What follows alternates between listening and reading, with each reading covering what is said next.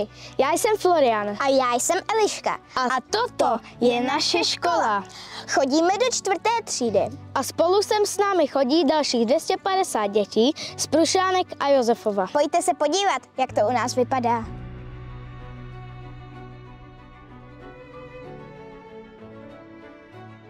Naše škola je super, ale má jeden velký problém. Praská. Naši školu pravidelně kontroluje pan statik se speciálním pravítkem, kterým sleduje a kontroluje trhliny. Ve škole je pro nás bezpečno, ale bude potřeba velká oprava. A proč naše škola praská? Stojí totiž na jílu a na něm pořád jezdí sem a tam. Půda pod školou má několik vrstev. Pevné podloží, jíl, písek a hlína.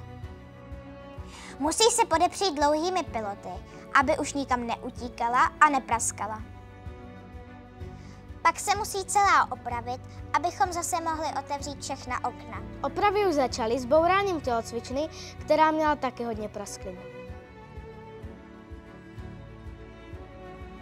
A tady se budeme od září učit ve škole ze stavebních buněk, aby mohli naši školu opravit. Pane starosto, jak bude vypadat nová škola z buněk? Tady vidíme její plány. Bude vybudována na základech nové budoucí tělocvičny a skládá se z 98 buněk. Najdeme tam 10 velkých tříd a 5 malých tříd na dělené hodiny. Najdeme tam také klub, sborovny, kanceláře nebo záchody. A pane starosto, kde máme třídu my? Čtvrťáci mají třídu tady v rohu. Eliško, tady budeme sedět.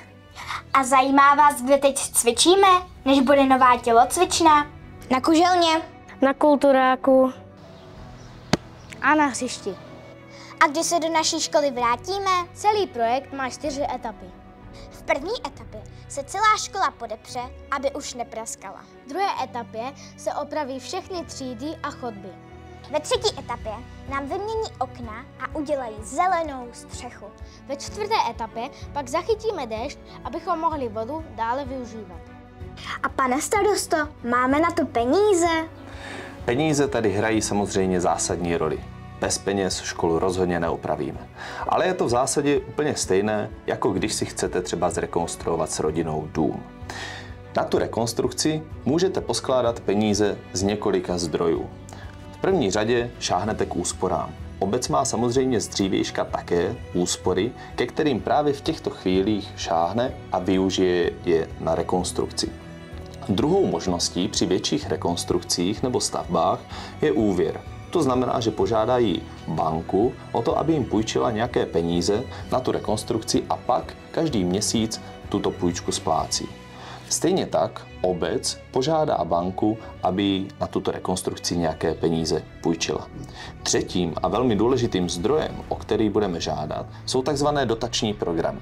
To znamená, že náš stát nebo Evropská unie nabízí pomoc při různých rekonstrukcích, třeba právě škol, veřejných budov nebo zateplení budov a různých dalších programech.